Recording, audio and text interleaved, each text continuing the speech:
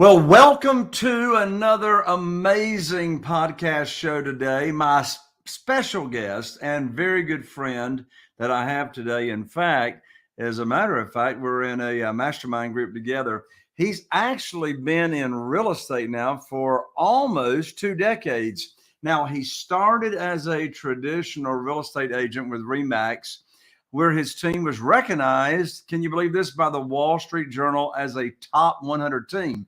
In addition to that, my guest was the #1 Remax agent in Iowa by the time he was 29. My lands, give me a break.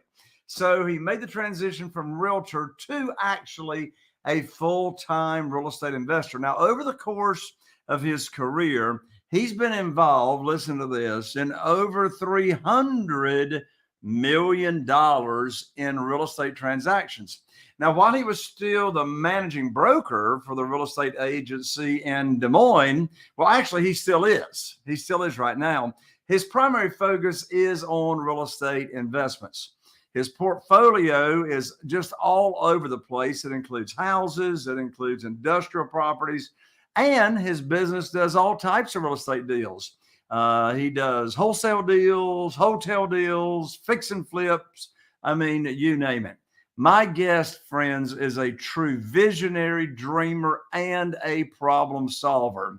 He's on a mission to make a deep personal impact in the lives of his team members and his business partners. And with that, folks, I'm so excited to have on the show with me today, welcome, my friend, Mr. Neil Timmins. Welcome, Neil. Jay, thanks so much for having me on. I'm excited to be here. It's good to see you again. Good to see you again, too, Neil. We were just in person a couple of weeks ago at our mastermind meeting, and I'm so glad we got introduced. And my lands, we've just got a lot in common. So, Neil, first of all, before we really dive in, just tell us, how did you get into this business? Well, I got into business. It was about 2003, 2004. I was a banker working for Wells Fargo, a personal banker. It's my first job out of college.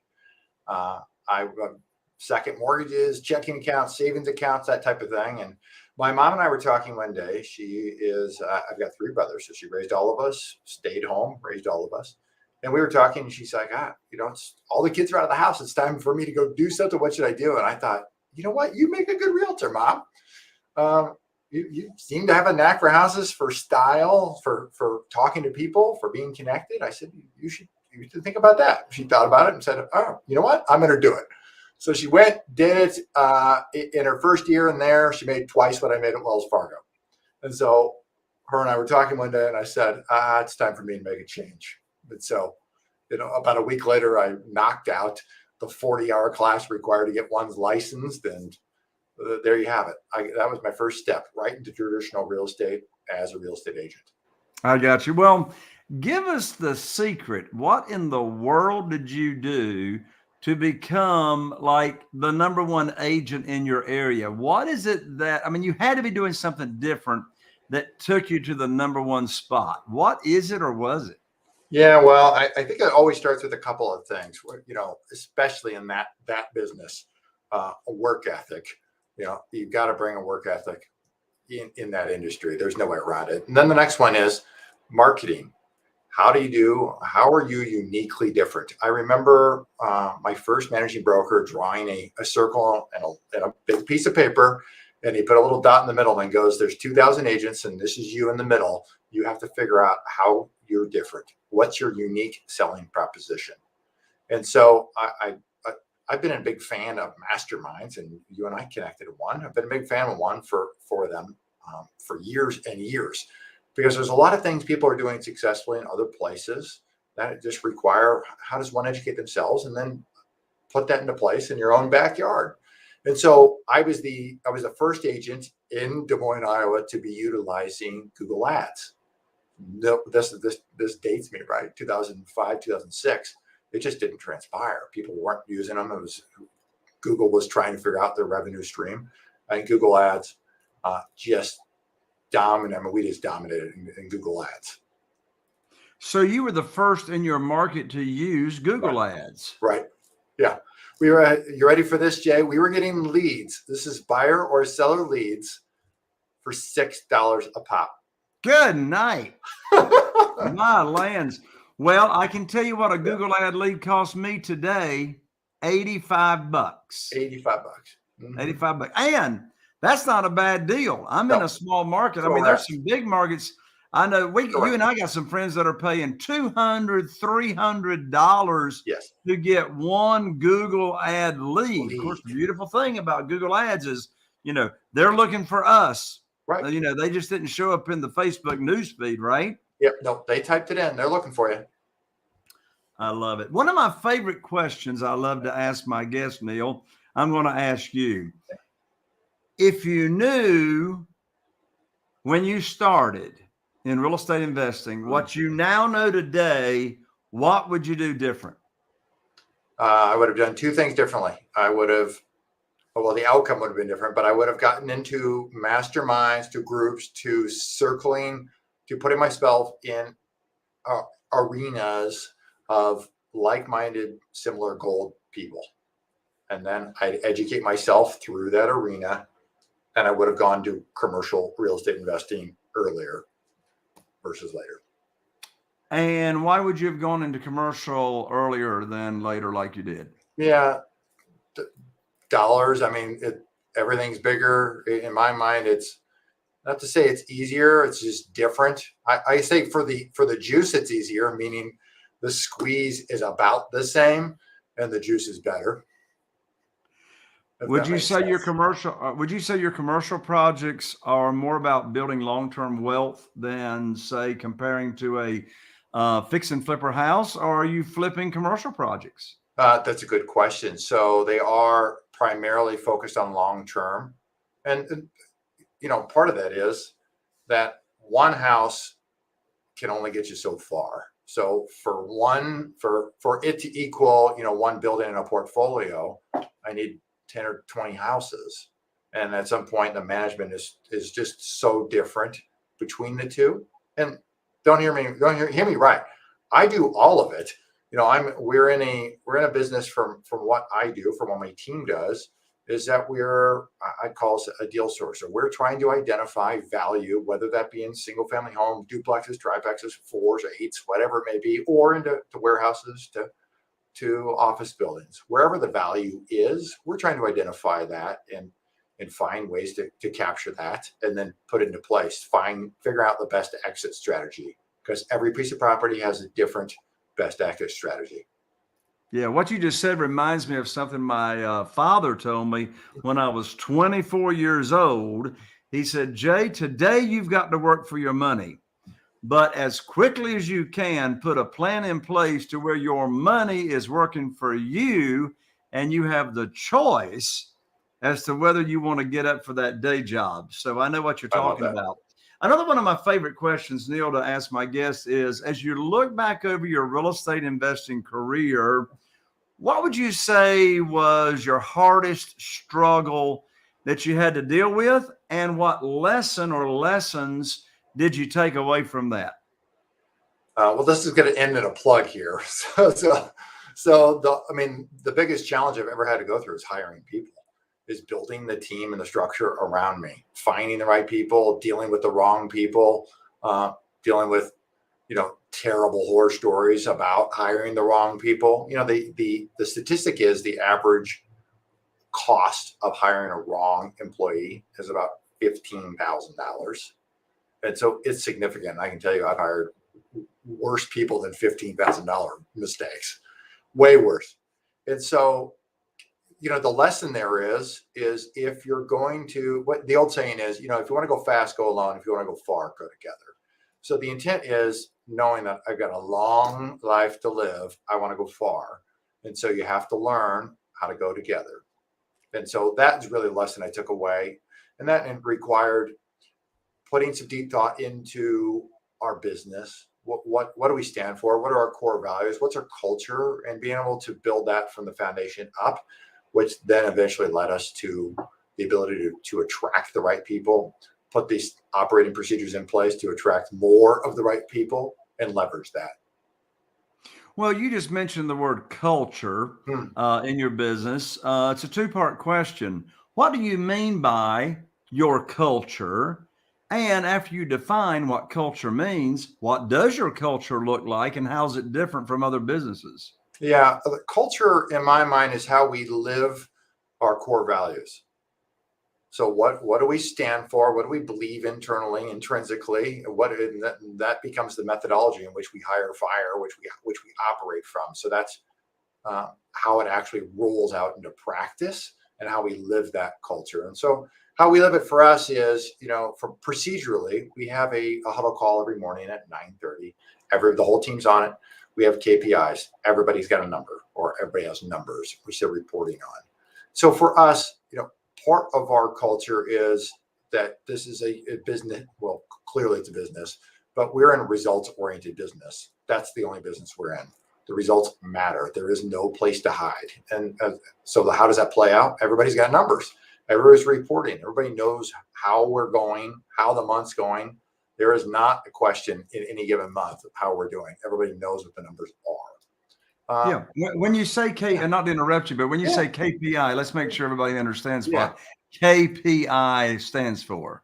Yeah. Key productivity indicator. Key productivity indicator. So what are some of your key indicators? So let's say on the acquisition side, we're measuring how many minutes they're on the phone the previous day. How many minutes are on the phone? How many offers did they make?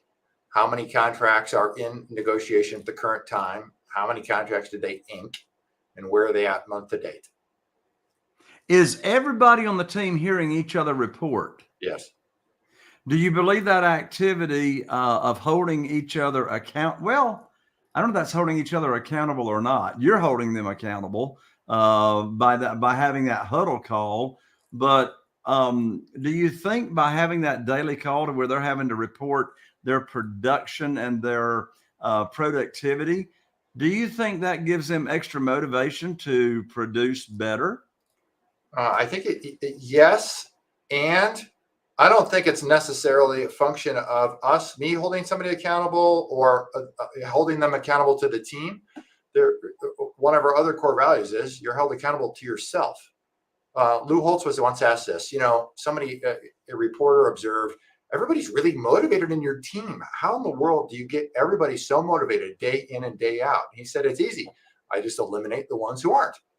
And same thing happens here is that if, this, I mean, motivation washes off. It's like a shower, right? And so motivation is great to an extent. I need people who are inspired by what it is and aspired by what it is that they're doing, that we're making a difference on a daily basis, that they're in the right spot.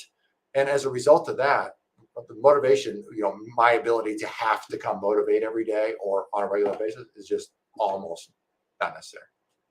Yeah, you and I heard Frank McKinney speak Yeah. at our last mastermind, and I love his definition. He differentiated the difference between motivation, and he said just what you did. Motivation, is like soap; it washes off, in the shower.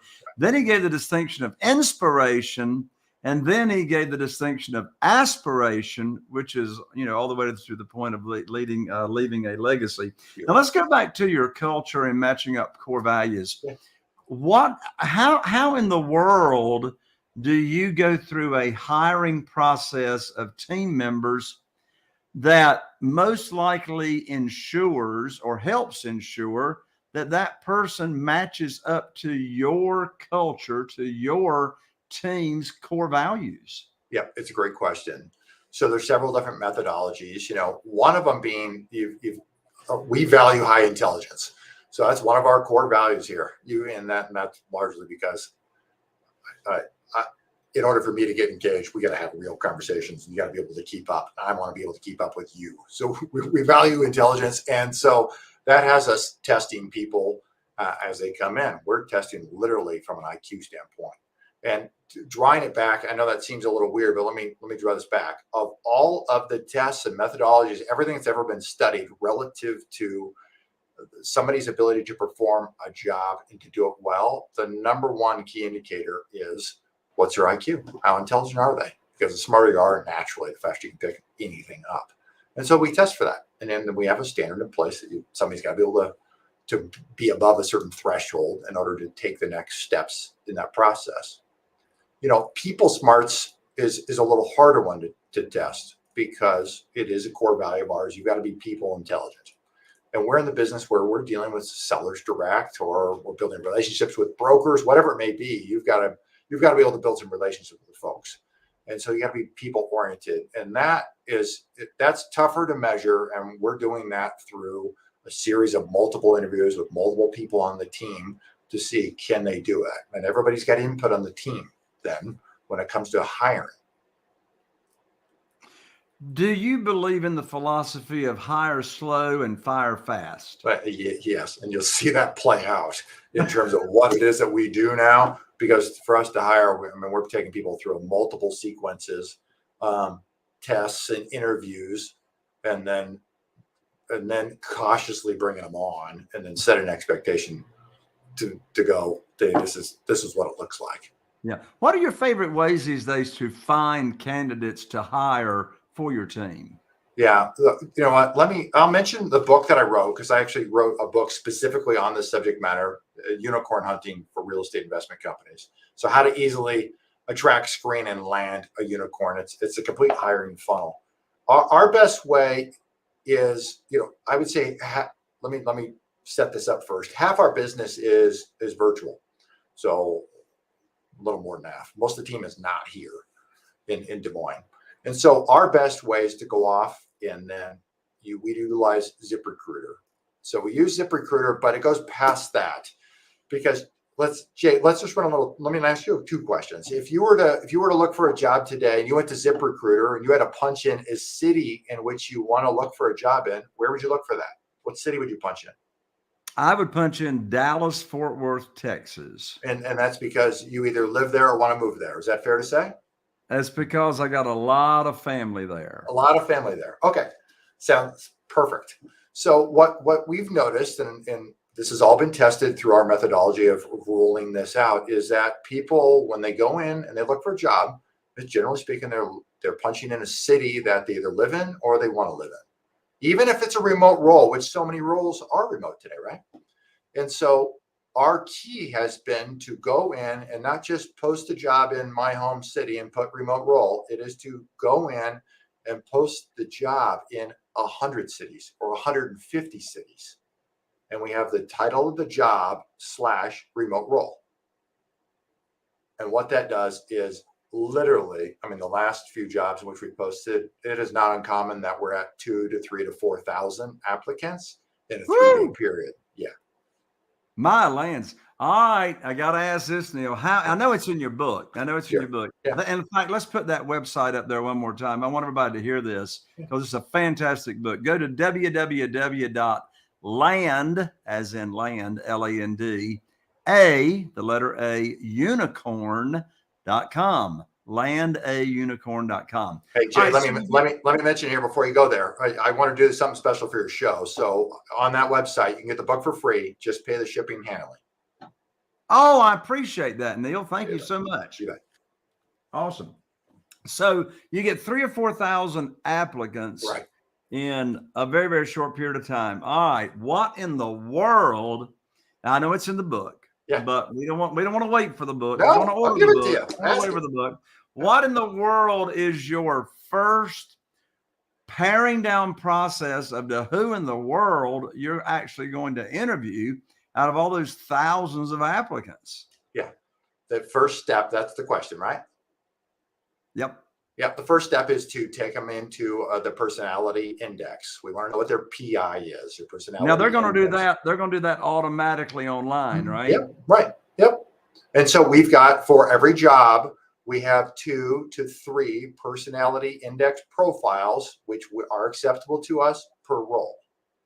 And so what we do is we have the whole methodology is in there about how we communicate. They take that, they provide it back to us, and then it's, for us, it's a pass-fail. If they fail, they're out. If they pass, we're on to the next step, which the next step then becomes another screening tool, which we're testing IQ along with a couple of other tests or a couple of other things. It's all one test, but it measures multiple things within that test. one of them being their ability, how excitable are they? So, if you've got, right. I mean, depending what role somebody's in, if I've got a closer and, how this goes. I mean, things melt down all the time in the closing world. Who's very excitable? It's not a good personality fit for a closer. I need a steady hand in a closer role because things are just going to go wrong. That's how it's going to go. Right. You know what I find interesting over the years, the glad handler, the one that's just like, running around yelling all the time, as opposed to the very quiet, very organized, listens much more than they talk, outcloses those other people all the time. You're exactly right. Yeah. Which, maybe some people wouldn't think that. They say, hey, to close somebody, right, I got to get them excited, right? I got to get them excited. But I'm thinking of one particular closer that he's the quietest person on the planet. Sure. And he stays on the phone with them or he sits down with them at the table until they either say, leave me alone, or they buy. He just keeps asking very soft, probing questions until they buy. That's it. Just you've got 2 ears, 1 mouth. You need to use them in that proportion, right? And then the ability to listen and then ask strategic, soft questions lands. All right. So, Neil, I do not know the answer to this question. Right. In fact, I haven't known any of the answers to any of the questions that I've asked you so far. But I just want to let the audience know this is not a setup. I do not know the answer to this question. So I'm going to risk asking it. You ready? Bring it. All right. So I order your book. I get the book. I understand the book. This is how I should hire people. But I don't want to do all that stuff. Yeah. Have you got like some kind of service that could like help me hire people? It's a good question. I could just put them in my seats. Yeah. No is the answer. I know you were hoping for a yes, but no is the answer. But what I do have as part of the book, when you order it, you do have an option of buying all of our video training series, which my COO, Ava, who you met a couple weeks back, she put together all of every section of the book broken down into video sequences.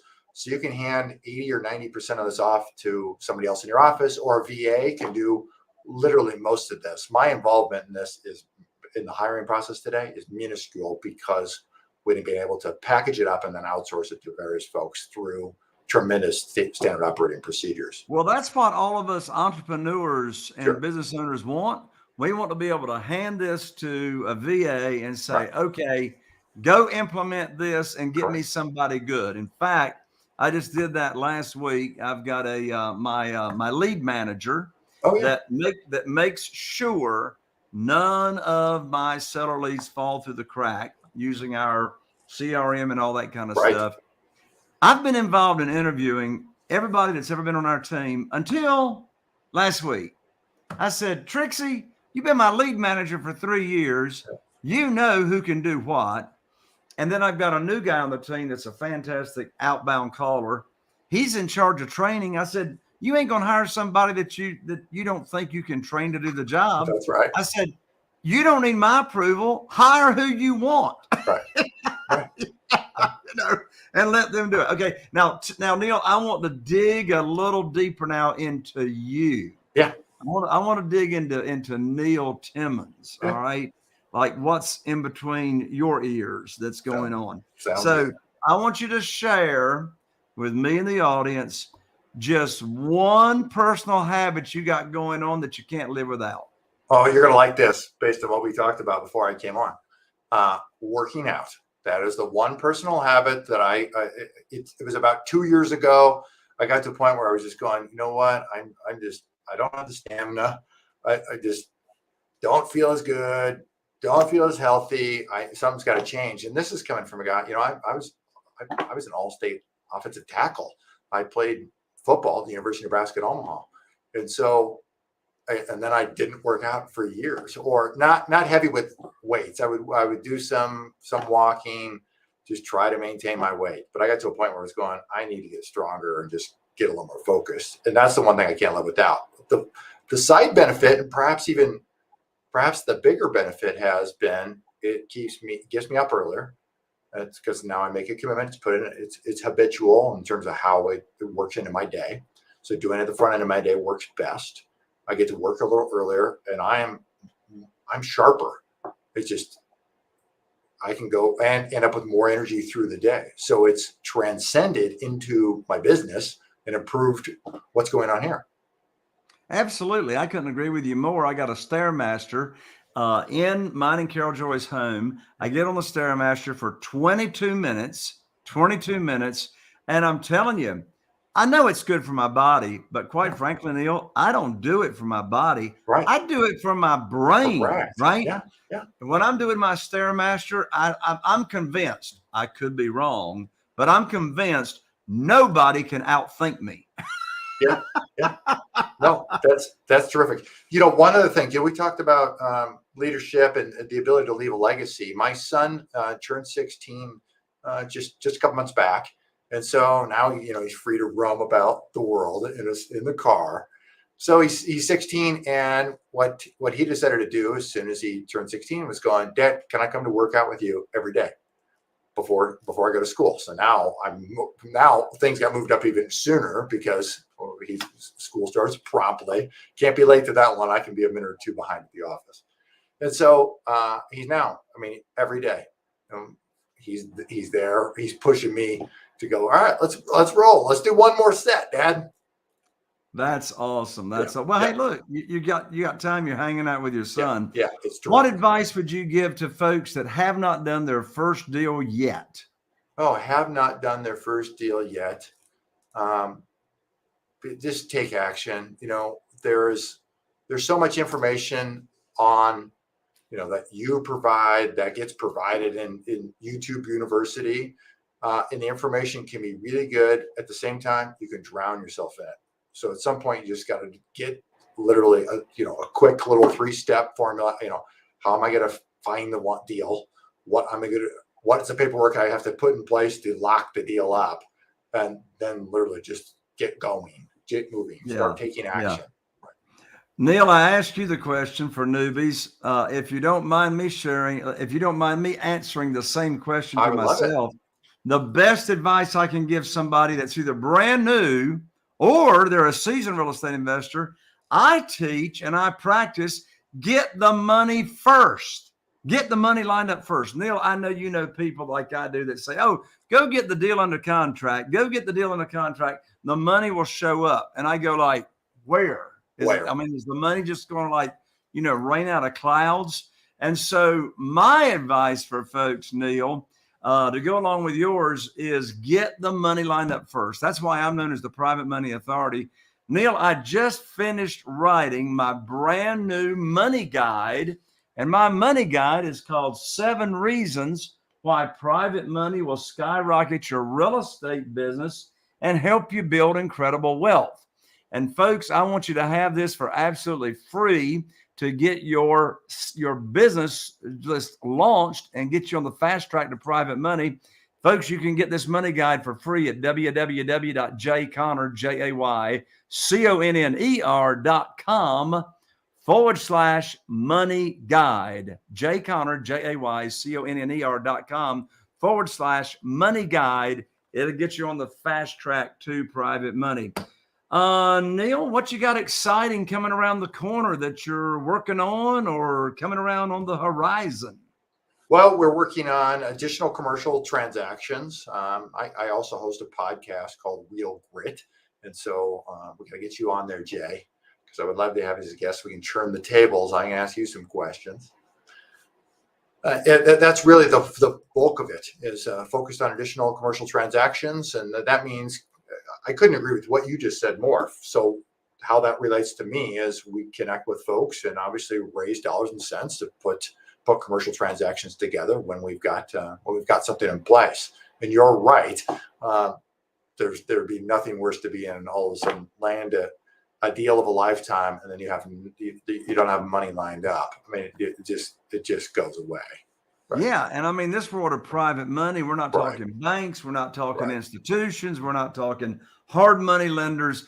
We're talking actually doing business with individuals. Well, Neil, you get to give the parting comments. How would you like to wrap us up here on the show? Final thought. Final thoughts. I'm just appreciative for what you're doing.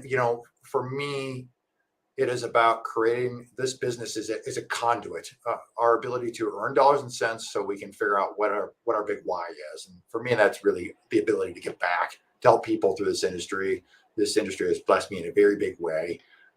All the masterminds, all the relationships that I've been able to build over the years have been very, very good to me. And so that's why I started, my business is Legacy Impact Partners, or Legacy Impact Investors. Our ability to go and help people, other investors as well. So people who need dollars and cents, who are looking at doing commercial transactions or fix and flip, we help and connect with folks that way. So I really appreciate having me on, and for what it is that you do and how you make such a deep impact in people's lives in this business, Jay.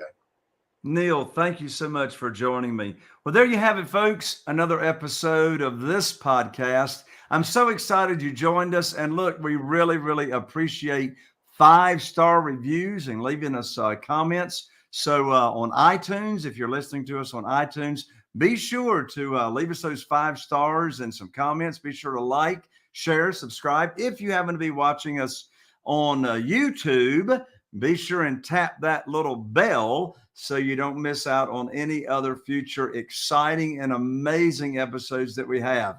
I'm Jay Connor, the Private Money Authority, wishing you all the best. Here's to taking your business to the next level, and we'll see you right here on the next podcast.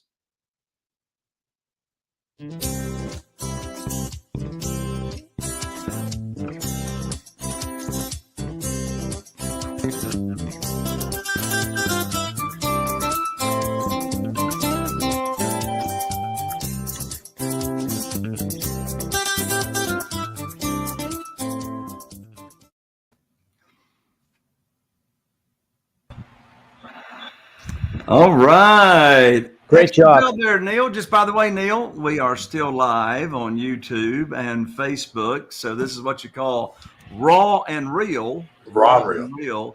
So you're welcome. You're welcome to stay on for a minute. I'm now going to do an amazing, enthusiastic introduction about you and what you're going to be talking about on the show that we just did. Scott, any comments before we do that? Good job, and let's get this done.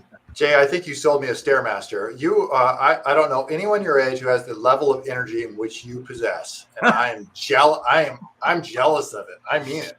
Well, let me tell you, the Stairmaster it's actually a Stairmaster. I mean, it is a brand Stairmaster with the original chains and the original computer readout on the thing. And it was my first purchase on the internet. Was it really? In 2000. What year was 9/11? 2001. 2001. And guess what? I bought it reconditioned from a retired Marine Corps veteran that went around to the different Marine Corps stations and would buy their used exercise equipment. He would refurbish it. Price it. I bought it on eBay. I was going to say, had to be eBay. Yeah. And he shipped it to me, and I've had no maintenance on it since 2001, and it still sweats me to death 5 days a week. Awesome. You get your money's worth. Oh yeah, for sure. So Scott, you want me to do a little 3, 2, 1 and do the intro? Yes. And all right, here we Neil go. and I'll go into the green room. All right, excellent. All right, so here is the intro. And for all of y'all watching Raw and Real right here on live, I mean, you're actually getting able to look behind the curtain as to what we actually do here to create the audio podcast for iTunes and our other platforms.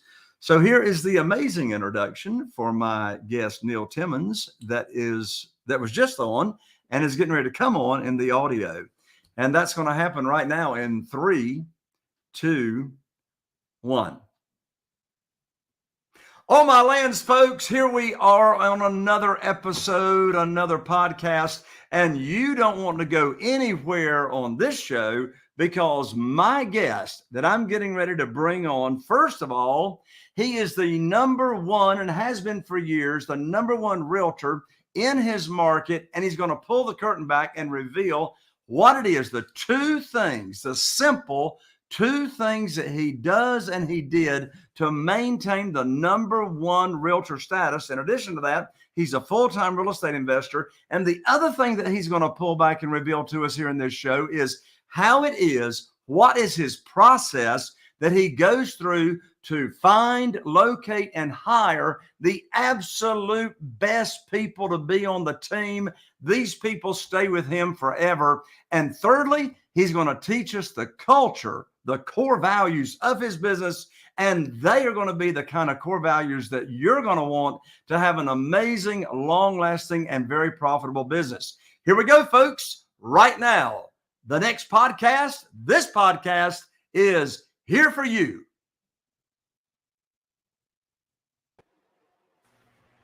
There you go. If that doesn't get you excited, I don't know what will.